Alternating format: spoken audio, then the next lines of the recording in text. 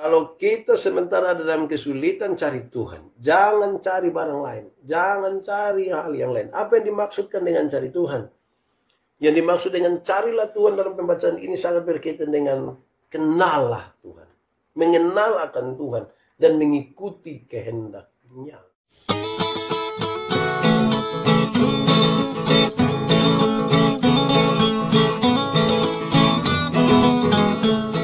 Dan segala sukacita di hati karena terlalu besar dan terlalu ajaib kasih Tuhan. Dari sehari ke sehari kita menemukan kasih yang sangat besar, itu membuat kita ada hingga hari ini. Bersyukurlah kepada Tuhan. Tetapi sebagai orang-orang berdosa, sadar atau tidak sadar kita sering ada dalam hal-hal yang menyakiti hati Tuhan, hati sesama. Kita penuh kerendahan hati. Mari kita mengaku iman kita, mengaku dosa kita kepada Tuhan dan memohon pengampunan daripada Tuhan. Siapkan hati kita dengan sungguh biar kita menjadi tanah yang subur. Berita firman yang beritakan ini dapat bertumbuh dan berbuah dalam hidup kita masing-masing. Baik, mari kita berdoa. Ya Tuhan Allah Bapa yang penuh dengan kasih setia, kami mengucap syukur kepadamu. Kesempatan di mana kami dapat bersama-sama kembali setelah beberapa hari kami tidak bisa bersama-sama di malam penuh berkat, malam penuh sukacita. Kami sudah ada bersama-sama, kami percaya Tuhan yang menyiapkan waktu bagi kami. Tuhan yang memanggil kami dalam persekutuan ini, terpujilah namamu. Kami akan membaca dan merenungkan firman Tuhan. Tuhan tolong berkati kami, biar kami dapat membaca dengan baik, merenungkan dengan baik, dan lebih dari itu, oleh kekuatan Roh Kudus kami dimampukan menjadi pelaku-pelaku firman-Mu. Terpujilah namamu Bapa, pimpin dan sertai kami semua. Kami rindu pada firman-Mu. Di dalam nama Yesus, firman yang hidup itu kami berdoa. Amin. Bapak Ibu Saudara-saudara yang dikasihi dalam Tuhan Yesus, dalam sukacita kita di malam hari ini, di malam penuh berkat ini, saya ingin mengajak kita merenungkan kembali satu bagian pembacaan bagi teman-teman yang ada di Gemit. Ini pembacaan pada hari Minggu yang lalu, karena saya tidak sempat melakukan siaran langsung, biar bagian-bagian ini saya beritakan kembali. Menurut Yesaya pasal 55 ayat 1 sampai ayat yang ke-13. Yesaya 55 ayat 1 sampai ayat yang ke-13 saya akan bacakan untuk kita. Seruan untuk turut serta dalam keselamatan yang dari Tuhan. Ayo, hai semua orang yang haus, marilah dan minumlah air. Dan hai orang yang tidak mempunyai uang, marilah. Terimalah gandum tanpa uang pembeli. Dan makanlah juga anggur dan susu tanpa bayaran. Mengapakah kamu belanjakan uang untuk sesuatu yang bukan roti, dan upah jeripayamu untuk sesuatu yang tidak mengenyangkan? Dengarkanlah aku, maka kamu akan memakan yang baik, dan kamu akan menikmati sajian yang paling lezat. Sendengkanlah telingamu dan datanglah kepadaku. Dengarkanlah, maka kamu akan hidup. Aku hendak mengikat perjanjian abadi dengan kamu, menurut kasih setia yang teguh yang kujanjikan kepada Daud. Sesungguhnya aku telah menetapkan dia menjadi saksi bagi bangsa-bangsa, menjadi seorang raja dan pemerintah bagi suku-suku bangsa. Sesungguhnya engkau akan memanggil bangsa yang tidak kau kenal, dan bangsa yang tidak mengenal engkau akan berlari kepadamu. Oleh karena Tuhan Allahmu dan karena yang Maha Kudus Allah Israel yang akan mengenal engkau, akan carilah Tuhan selama ia berkenan ditemui. Berserulah kepadanya selama ia dekat. Baiklah orang fasik meninggalkan jalannya, dan orang jahat meninggalkan rancangannya. Baiklah kembali kepada Tuhan, maka dia akan mengasihaninya. Dan kepada Allah kita, sebab ia memberi pengampunan dengan limpahnya. Sebab rancanganku bukanlah rancanganmu, dan jalanmu bukanlah jalanku. Demikianlah firman Tuhan. Seperti tingginya langit dari bumi, demikianlah tingginya jalanku dari jalanmu, dan rancanganku dari rancanganmu. Sebab seperti hujan dan salju turun dari langit, dan tidak kembali ke situ, melainkan mengairi bumi, membuatnya subur dan menumbuhkan tumbuh-tumbuhan, memberikan benih kepada penabur dan roti kepada yang mau makan. Demikianlah firman Tuhan yang keluar dari mulutku. Ia tidak akan kembali kepadaku dengan sia-sia, tetapi akan melaksanakan apa yang kau kehendaki, dan akan berhasil dalam apa yang kusuruhkan kepadanya. Sesungguhnya kamu akan berangkat dengan sukacita, dan akan diantarkan dengan damai. Gunung-gunung serta bukit-bukit akan bergembira dan bersorak-sorai di depanmu, dan segala pohon-pohon di padang akan bertepuk tangan. Sebagai ganti semak duri akan tumbuh pohon sanobar, dan sebagai ganti kecubung akan tumbuh pohon murad. Dan itu akan terjadi sebagai kemasyhuran bagi Tuhan, sebagai tanda abadi yang tidak akan lenyap. Demikian firman Tuhan. Berbahagia saudara-saudara setiap orang yang mendengar firman, memelihara dan melakukan di dalam hidup kita setiap hari. Apa kabar? Shalom, selamat malam, salam sehat buat kita semua. Bapak Ibu, saudara-saudara, walaupun ini bahan yang lama, dalam sebuah tema yang diangkat oleh Gereja Masih Injili Timur di hari Minggu kemarin itu dengan luar biasa, kesulitan akan berlalu. Kesulitan akan berlalu. Walaupun dia bilang kesulitan akan berlalu, sebenarnya harapannya adalah supaya saudara-saudara yang merasa saat ini ada kesulitan, mendengarkan firman ini, melakukan apa yang diinginkan oleh bagian yang tercatat dalam Alkitab ini, dan biarlah itu kesulitan-kesulitan akan berlalu. Kita perlu melakukan sesuatu untuk berhadapan dengan berbagai kesulitan hidup. Di awal saya ingin menyampaikan kepada kita tentang datangnya kesulitan. Saudara-saudara, saya kira kita semua paham dengan sangat baik bahwa kesulitan itu bisa datang akibat diri kita sendiri, dan juga mungkin akibat orang lain atau lingkungan di mana kita ada, di sekitar kita. Kesulitan bisa seperti itu. Yang datang sendiri itu seperti apa? Ya, yang malam-malam tidak tidur, yang suka miras, yang suka macam-macam, yang pencuri dan kemudian dia kena tangkap, kena pukul lagi. Itu kesulitan yang cari sendiri. Saya sarankan saudara jangan melakukan itu semua, karena itu kesulitan dicari sendiri, kita menyesal, kemudian tidak ada arti nanti. Jangan cari situ.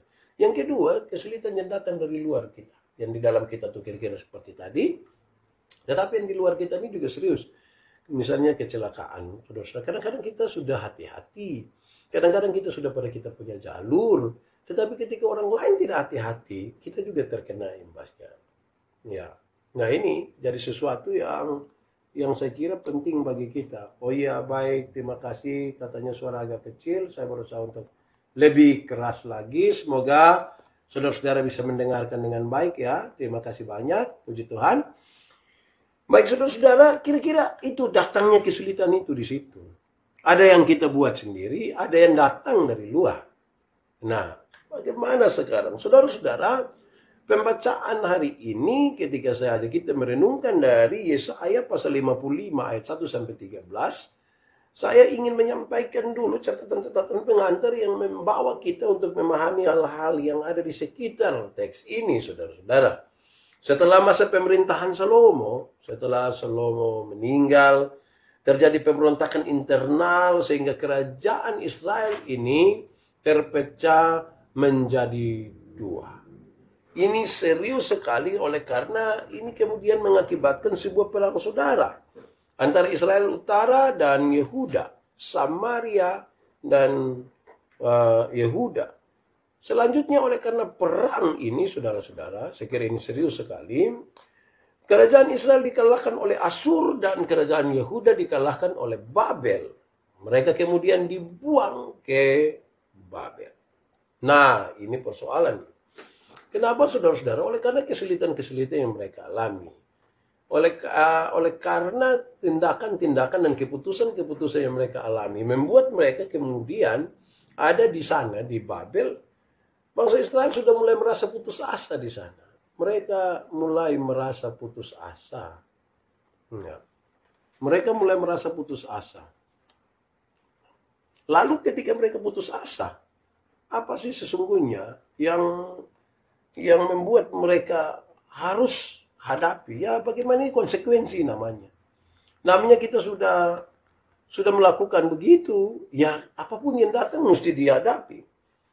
Apalagi kalau mereka melihat saudara-saudara setelah ada di pembuangan, ternyata bahwa banyak dari anggota keluarga mereka yang sudah tidak lengkap, yang sudah hilang, sudah tidak utuh lagi. Keluarga sudah tidak utuh. Ada yang mati dibunuh, ada yang karena sakit, ada yang menghilang begitu saja.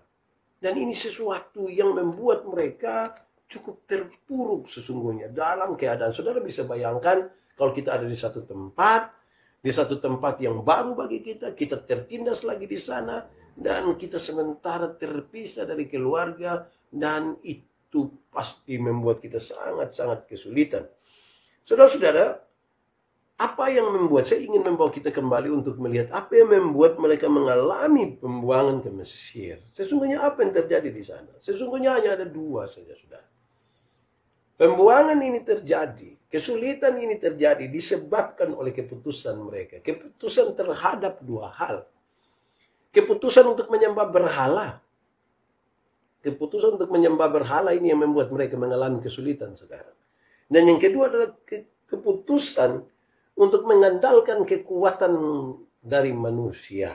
Kekuatan perang dari manusia itu yang mereka andalkan dan bukan Tuhan yang diandalkan. Ini yang membuat mereka berada dalam kesulitan.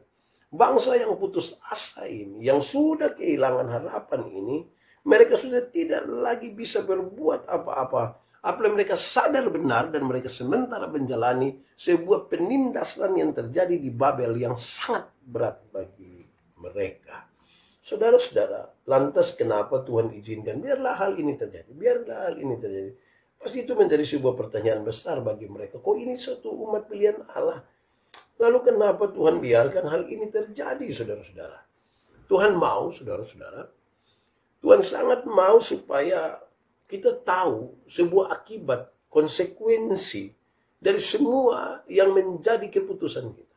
Jangan kita ambil keputusan tanpa memperhitungkan akibat-akibatnya. Selalu akan ada akibat di balik keputusan-keputusan kita, dan Tuhan izinkan itu untuk kita belajar sesuatu di sana. Kita mungkin pernah gagal dalam sebuah perjalanan dalam keputusan kita. Tuhan izinkan itu terjadi supaya kita bisa lihat, oh ternyata saya salah di sini. Seringkali saudara-saudara, banyak orang mau untuk mengambil keputusan tetapi menolak untuk menerima konsekuensi. Banyak orang begitu. Mungkin juga termasuk saya. Mungkin juga termasuk Bapak Ibu semua. Mengambil keputusan mau, ada konsekuensi yang dihadapi tidak mau. Nah ini yang jadi masalah. Tuhan mau mengajarkan kepada mereka. Tuhan mau mengajarkan juga kepada kita.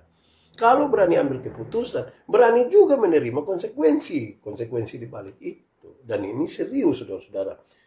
Saudara-saudara, sekaligus Tuhan mau berproses. Jadi bukan saja mereka terima konsekuensi itu, tetapi Tuhan mau mereka juga berproses.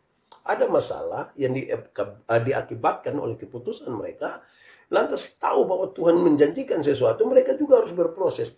Berproses itu ibarat mereka bekerja, mendapatkan sesuatu dari hasil perjuangan mereka yang disertai oleh Tuhan, itu akan membawa mereka pada sebuah siara iman bersama Tuhan, sebuah kesaksian hidup lagi, supaya mereka belajar dari setiap perjalanan dan pergumulan itu dengan baik. Di tengah-tengah hal-hal seperti itulah saudara-saudara, ya kita sudah bisa lihat sekarang, oleh karena keputusan menyembah berhala, oleh karena keputusan untuk mengandalkan manusia, mereka harus menerima konsekuensi yaitu pembuangan. Tuhan izinkan mereka berproses supaya mereka tahu bahwa ini sesuatu yang mahal, supaya waktu mereka kembali nanti ke Yerusalem tidak usah pulang lagi. Taruh baik-baik dalam mereka pun pikiran perasaan, jangan pulang lagi ke Babel. Tidak baik itu tempat. Kita sudah belajar dari sebuah kesalahan ini. Ada janji Tuhan di sana. Tuhan itu walaupun izinkan kita ada dalam situasi itu, dia mau kita berproses. Di dalam janjinya paling tidak saudara, Tuhan mau supaya mereka semua dikumpulkan kembali di Yerusalem. Mereka harus kembali ke Yerusalem. Tuhan menjanjikan itu bagi mereka. Kamu akan pulang semua ke Yerusalem. Damai sejahtera akan dialami oleh mereka semua. Ini merupakan janji Tuhan yang kedua. Ada damai sejahtera bagi mereka. Saya selalu ingin mendefinisikan damai sejahtera itu adalah segala sesuatu yang mendatangkan kebaikan bagi umat manusia. Segala sesuatu yang mendatangkan kebaikan. Kadang-kadang yang mendatangkan kebaikan itu tidak selalu harus manis. Selalu harus baik. Kadang-kadang tidak pas yang kita punya mau. Contoh, kalau orang sakit gigi. Siapa yang ketika sakit gigi, dia makan tambah gula. Supaya rayu-rayu gigi kok jangan sakit lagi. Kan tidak. Harus dengan obat mungkin agak pahit dan lain sebagainya. Jadi saudara-saudara kadang-kadang damai sejahtera itu dalam proses itu tidak seindah apa yang kita mau. Tetapi ada sesuatu yang merupakan janji Tuhan yang bisa kita nikmati. Saudara-saudara, Tuhan mau supaya ini janji ini. Tuhan mau supaya mereka hidup nanti secara normal. Mereka bisa membangun rumah, mereka bisa menikah, mengusahakan hidup dengan lebih baik. Dan mereka tidak sekedar hanya bekerja dari pagi sampai petang. Atau sampai malam hanya untuk kepentingan para Tuhan. Saudara-saudara, dalam janji Tuhan ini, saudara-saudara, kita belajar 1-2 catatan dari pembacaan ini supaya kita sekalian yang berada di tengah-tengah kesulitan-kesulitan, biarlah menggunakan bagian-bagian dari catatan firman Tuhan ini untuk kita keluar di dalam. Tuhan mau kita berproses ya di dalam. Yang pertama, saudara-saudara, pembacaan tadi mengisyaratkan, carilah Tuhan. Carilah Tuhan selama Dia berkenan ditemui. Kalau kita sementara ada dalam kesulitan, cari Tuhan. Jangan cari barang lain. Jangan cari hal yang lain. Apa yang dimaksudkan dengan cari Tuhan? Yang dimaksud dengan carilah Tuhan dalam pembacaan ini sangat berkaitan dengan kenallah Tuhan. Mengenal akan Tuhan. Dan mengikuti kehendaknya. Jangan kehendak kita. Jangan kepada kehendak manusia. Tetapi kepada kehendak Tuhan. Carilah Tuhan selagi Ia berkenan. Kesempatan itu Tuhan selalu buka kasih kita. Untuk kita mengenal Dia, untuk kita mengikuti kehendaknya. Tapi seringkali kesempatan-kesempatan itu kita tidak manfaatkan secara baik. Seringkali kesempatan-kesempatan itu kita biarkan dia berlalu begitu saja. Seringkali banyak orang tidak suka untuk mencari Tuhan, tetapi lebih suka mencari kehendak dirinya sendiri. Mencari apa yang diinginkan oleh manusia. Mencari apa yang membawa kepuasan sesaat bagi manusia. Hei, carilah Tuhan selagi Ia berkenan. Kalau saudara dan saya ada dalam kesulitan, jangan cari lain. Carilah Tuhan. Carilah kehendaknya. Mengikuti apa yang Dia mau. Sebab kalau Tuhan memerintahkan sesuatu dan kita mengikutinya, engkau atau kita sekalian akan menikmati dan memperoleh sejumlah hal janji-janji Tuhan yang Tuhan sudah janjikan kepada umat manusia, kepada orang-orang yang percaya kepadanya. Itu bagian pertama, carilah Tuhan. Kedua, saudara-saudara, berserulah kepadanya. Dalam pengertian ini, saudara berseru kepada Tuhan itu berarti berdoalah hanya kepada Tuhan. Berdoalah hanya kepada Tuhan. Jangan berdoa kepada berhala-berhala. Janganlah pikiran, hatimu, mulutmu justru menaruh perhatian dan pengakuan kepada berhala, kepada apa yang menjadi menjadi buatan tangan manusia. Jangan. Berserulah kepada Tuhan untuk menikmati Tuhan yang luar biasa itu. Sebesar apa Dia, mesti kita dekat-dekatin Dia. Semakin dekat kita dengan Tuhan, semakin kita bisa melihat kebesaran kuasa-Nya. Saudara lihat kalau orang-orang berlayar. Saya ingat ketika saya melayani di Sabu. Kita tidur malam ketika ini ferry, jalan-jalan. Mulai pagi ketika matahari terbit, kita mulai masing-masing keluar di depan. Mulai lihat ini pulau di mana. Oh, kita lihat pulaunya kecil di sana. Makin dekat, makin pulau itu makin besar. Waktu kita turun, kita lihat, oh ternyata manusia banyak di pulau ini. Begitu juga saudara, ketika kita jauh dari Tuhan, kita tidak akan melihat apa-apa. Atau kalau kita melihat terlalu kecil dan sulit kita percaya. Mesti dekat-dekat dulu. Semakin dekat dulu. Seseorang yang kita kenal dia dari jauh saja, oh kita tidak tahu. Bahkan kadang-kadang kita punya kecenderungan menghakimi dia malah. Kalau kita tidak kenal dia secara dekat, kita mungkin membangun asumsi-asumsi tentang dia. Kalau dekat dengan Tuhan itu, saudara, baru kita bisa tahu, oh ini tidak seperti yang kita bayangkan, ini seperti apa yang kita mau. Kan dia punya kehendak. Dia punya kehendak di situ. Nah ini supaya engkau bebas, supaya engkau bisa keluar dari seluruh persoalan. Bukan saja mencari kehendaknya itu seperti apa. Bukan sekedar itu. Tetapi sekaligus berdoa kepadanya. Bukan kepada berhala. Bukan. Tetapi kepada Tuhan. Ketiga, saudara-saudara. Tinggalkanlah jalan-jalan yang tidak benar. Atau dalam bahasa lain saya kira. Bertobatlah dari sebuah kehidupan seperti orang-orang yang tidak mengenal Tuhan. Orang-orang yang tidak mengenal Tuhan itu melakukan segala sesuatu menurut kehendak hatinya. Orang-orang yang tidak mengenal Tuhan itu, saudara-saudara, mentuhankan bahasa Indonesia, bahasa menjadikan dirinya, pikirannya menjadi Tuhan atas dirinya sendiri. Jangan. Bertobatlah dari kehidupan. Bertobat itu berbalik 180 derajat dari sebuah kehidupan yang tidak berkenan kepada Tuhan kepada sebuah kehidupan yang berkenan kepada Tuhan. Bertobatlah. Saya kira dengan itu saudara-saudara kita akan lebih bisa menikmati ini hidup. Kalau kita misalnya tukang tipu lah misalnya. Kalau bertobat berarti kita lebih jujur. Coba saudara, kalau kita biasa tipu, orang kalau tipu itu misalnya saudara, dia berbeban dengan berusaha mencari alasan-alasan baru untuk tetap bertahan pada apa yang dia nyatakan sebagai penipuan. Tapi coba kalau kita berkata jujur. Kalau kita berkata jujur itu, kita bisa bertanggungjawabkan itu. Disuruh 1000 kali bicara, 1000 kali kita bisa bertanggungjawabkan. Kan kita bicara dengan jujur. Kalau kita mulai patah putar itu, itu yang biasa jadi masalah. Jadi bertobat saja. Keempat, saudara-saudara, ikutilah rancangan Tuhan. Rancanganku bukanlah rancanganmu, jalanmu bukanlah jalanku. Tetapi rancangan Tuhan itu rancangan penuh damai sejahtera. Rancangan yang membawa kita kepada kebaikan. Rancangan yang dalam proses itu mungkin kadang-kadang kita tidak bisa terima, tetapi kan dia melihat lebih jauh dari apa yang kita pikirkan. Dia tahu dia mau bawa kita kemana. Itulah yang menjadi rancangan Tuhan. Pertanyaannya adalah berapa banyak kita, termasuk saya, saudara, yang melibatkan Tuhan dalam rencana-rencana kita atau membangun kehidupan kita sesuai dengan apa yang menjadi rencana Tuhan dalam kita. Dalam kisah awal, saudara, Tuhan menciptakan kita, manusia ini dengan kuasa yang besar, dengan kasih yang besar, tetapi sekaligus juga dengan rencana yang besar. Tiap-tiap orang mesti menemukan apa rencana Tuhan di dalam dirinya. Masa Tuhan menciptakan kita manusia, diberikan akal budi dan segala sesuatu, melebihi segala ciptaan. Lantas Tuhan tidak punya rencana khusus. Pasti ada rencana. Secara umum supaya Tuhan dipermuliakan, itu umum.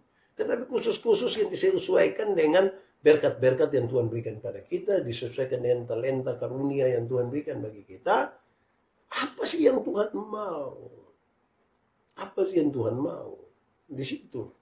Jadi saudara-saudara, ikutilah rancangan Tuhan. Rancangan Tuhan itu rancangan penuh damai sejahtera.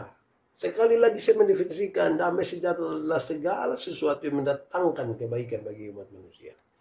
Dalam rencana Tuhan itu dia tidak mau menghancurkan kita. Dia mengingat akan kita. Dia panggil kita dekat-dekat. Dalam kedekatan dengan Tuhan itulah kita melihat. Kita menemukan dan merasakan kebesaran kuasanya yang luar biasa. Ya. Ini menjadi pikiran dan perasaan kita, saudara-saudara, yang harusnya kita isi terus-menerus. Isi untuk hidup di dalam rencana Tuhan. Di dalam rencana Tuhan itulah kita akan menikmati dan mensiasati hidup ini dengan baik. Saudara-saudara, memahami rencana Tuhan, mengetahui rencana Tuhan juga tidak seperti kita membalik sebuah telapak tangan. Tidak seperti kita berdoa dan kemudian langsung kita dapat jawaban. Tidak sekedar itu. Mungkin ada yang khusus-khusus bisa begitu, saudara, bagi mereka yang diberi karunia-karunia rohani, Roh Kudus. Tetapi memahami kehendak Tuhan juga itu berupa sebuah proses. Saya selalu pakai contoh Yusuf. Yusuf tidak pernah paham betul. Ketika Tuhan bisa memberikan kepada dia sebuah kemampuan untuk menafsirkan mimpi, dia tidak pernah bayangkan apa yang akan terjadi ke depan. Nanti ketika dia memahami itu, baru dia tahu sekarang, oh ternyata bukan kamu yang menyuruh aku. Tapi Tuhan yang menempatkan aku di sini untuk menjadi berkat bagi bangsa-bangsa, termasuk kamu di tengah-tengah situasi dunia yang sulit waktu itu. Betapa indahnya sekarang ketika orang-orang yang tinggal di dalam rencana Tuhan. Tetapi saudara, tidak gampang kita tetap tinggal dan bersandar kepada Tuhan. Tinggal dalam rencananya, bersandar hanya kepadanya, bukan sesuatu yang gampang. Kita butuh untuk membiarkan diri kita itu Tuhan mengatur. Kita butuh untuk tetap setia, percaya, mencari Tuhan, mengikuti apa yang menjadi kehendaknya, mencari dan mengenali kehendaknya. Berdoa hanya kepadanya dan tidak kepada berhala atau apapun yang kita saya suka bilang begini ya, berhala ialah segala sesuatu yang menggeser kedudukan Tuhan, yang menggeser Tuhan dalam hidup kita, itu berhala. Apa itu? HP juga kadang-kadang jadi berhala. Ada orang yang keasikan main HP, dia tidak mau berdoa, tidak mau apa. Dia sangat tergantung kepada HP. Handphonenya itu dia sangat tergantung. Sampai-sampai orang beribadah juga disibuk dan di handphone saja. Nah itu sudah jadi berhala baru itu. Kita mungkin tidak berseru kepada Nabi Baal atau siapa, tapi kita berseru kepada ini. Kita pun handphone, kita pun kekayaan lainnya. Nah ini jadi masalah buat kita. Saudara-saudara, berserulah kepada yang carilah Tuhan dan bertobatlah. Supaya kita bisa kembali kepada apa yang Tuhan inginkan. Ingat di awal tadi saya sampaikan, kesulitan bisa terjadi karena dua. Pertama dari dalam diri kita sendiri. Keinginan-keinginan kita, keputusan-keputusan kita telah membawa kita untuk ada di tengah-tengah banyak persoalan. Tetapi juga kesulitan-kesulitan masalah bisa terjadi oleh karena sesuatu yang dari luar kita. Ibarat kecelakaan, kita sudah hati-hati. Orang lain tidak hati-hati. Kita kena juga di sana. Nah, saudara-saudara, biar hal ini akan menjadi bagian yang menolong kita di tiap-tiap waktu untuk melihat bahwa memang kita sudah salah. Saya nih suka merenungkan, saudara-saudara, betapa banyaknya kesalahan-kesalahan saya. Sangat banyak. Dalam kesalahan-kesalahan itu, Tuhan kok tetap menjanjikan yang baik bagi saya. Mungkin juga bagi kita semua. Saya pastikan bagi kita semua. Lalu apa lagi? Kalau kita sudah salah, Tuhan sudah memanggil kita, sudah menerima kita, lantas kemudian kita tidak mau berproses bersama-sama dengan Tuhan. Kita mungkin sementara salah. Cara berpikir kita ini yang jadi masalah. Mesti diluruskan sesuai dengan apa yang menjadi rancangan Tuhan bagi kita. Saudara-saudara, berbahagialah kita semua ya di malam hari ini, oleh karena kita telah menjadi bagian bersama untuk mendengarkan firman Tuhan. Biarlah sukacita ini menyertai istirahat kita di malam hari ini, dan besok kita mulai lagi dalam pekerjaan, tanggung jawab, dalam cinta, cita-cita dan semuanya dengan sangat baik karena Tuhan menyertai kita. Percayalah kepada Tuhan. Mari kita tunduk kepala. Kita berdoa. Bapa, di dalam nama Yesus, terima kasih banyak kasih-Mu besar bagi kami. Setelah kurang lebih 1 minggu kami tidak bersama-sama di malam penuh berkat, malam hari ini kesempatan sudah Tuhan berikan untuk kami belajar firman bersama. Tuhan berkati kami sekalian, dan biarlah ini menjadi sebuah sukacita karena firman-Mu menjadi pelita bagi kaki kami, terang bagi jalan kami. Kami akan beristirahat malam ini, kami minta Tuhan sertai kami. Berkati kami supaya kami bangun dalam sukacita, damai sejahtera. Terima kasih banyak semua yang sudah kami kerjakan hari ini, Tuhan berkati. Dan biarlah itu menjadi sebuah tanda pemeliharaan Tuhan di dalam hidup kami tiap-tiap waktu. Kami berdoa untuk malam penuh berkat besok malam. Ulurkanlah tangan pengasihan-Mu atas kami sekalian. Supaya semua, baik kami di sini maupun semua jemaat Facebook dimanapun yang mengikuti ibadah atau malam penuh berkat ini, akan selalu diberkati. Terima kasih banyak, terpujilah nama Tuhan. Di dalam nama Yesus kami berdoa. Amin.